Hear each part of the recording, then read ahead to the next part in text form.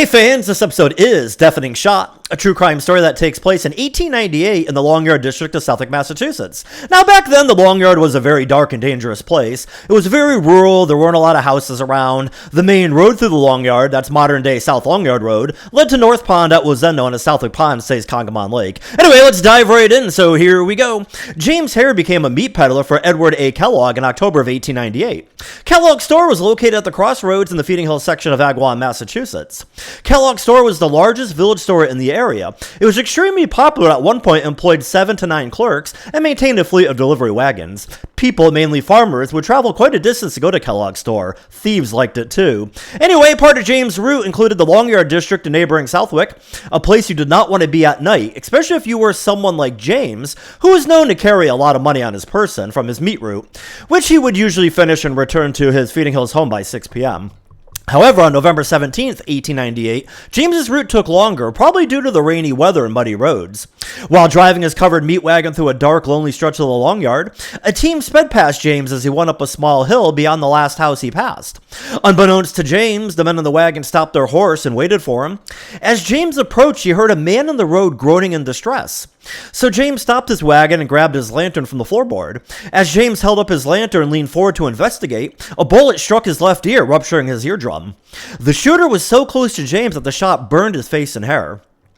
The gunshot startled James's horse, which took off, eventually turning up the road leading to the center of town. That'd be modern-day Feeding Hills Road.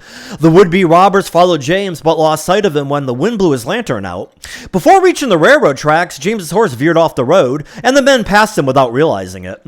Disoriented in the total darkness, without the help of his lantern, James got back on the road and actually headed west towards Southwick Center.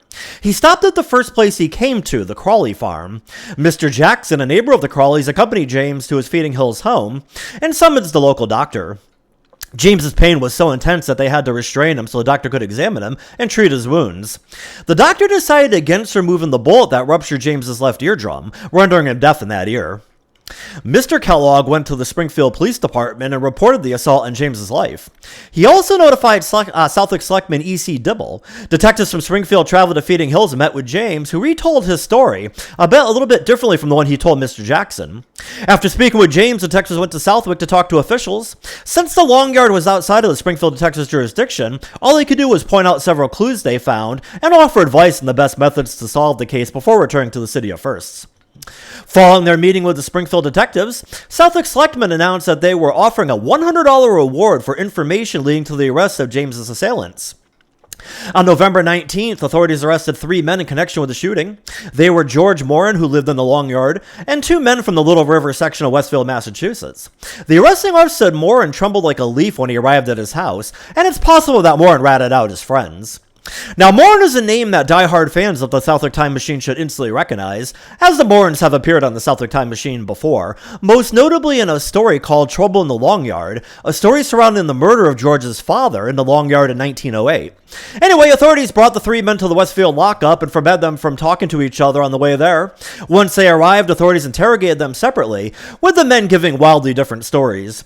You can read Deafening Shot online at www.southwicktimemachine.com. The complete story is there, as are any edited out portions and additional research notes.